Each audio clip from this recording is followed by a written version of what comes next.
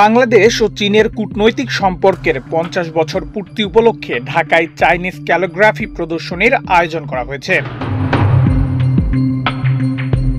The লাটিং Legacy Chinese calligraphy শিরোনামে যৌথভাবে এই প্রদর্শনীর আয়োজন করে চাইনিজ দূতাবাস, বাংলাদেশ চীন ফ্রেন্ডশিপ সেন্টার ও কনফুসিয়াস ইনস্টিটিউট।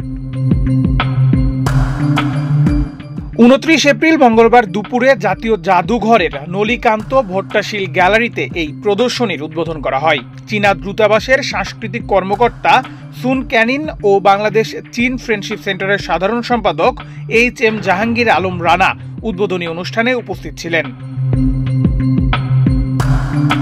অনুষ্ঠানে চীনা দূতাবাসের সাংস্কৃতিক কর্মকর্তা সুন ক্যানিন বলেন, তারা এই বছর প্রথমবারের মতো চাইনিজ ক্যালিগ্রাফি প্রদর্শনীর আয়োজন করেছেন। তাড়াহুড়ার কারণে খুব বেশি গুছিয়ে এই আয়োজন করা সম্ভব হয়নি বলে জানিয়ে ক্ষমা চেয়েছেন তারা। তবে তিনি আশা করেন এই ক্যালিগ্রাফিগুলো দর্শক উপভোগ করবেন। বাংলাদেশ চীন ফ্রেন্ডশিপ সেন্টারের সাধারণ সম্পাদক HM জাহাঙ্গীর আলম রানা বলেন, চাইনিজ ক্যালিগ্রাফির ধারা ৩০০০ বছরের পুরনো। মূলত ব্রাশ, কালি, কলম ও কাগজের ব্যবহার করে চাইনিজ শিল্পীগণ নান্দনিক ক্যালিগ্রাফি তৈরি করেন।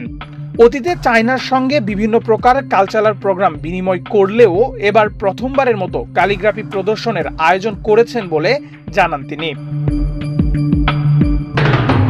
নেহাল আহমেদ ক্লান্ত, বাংলাদেশ প্রতিদিন।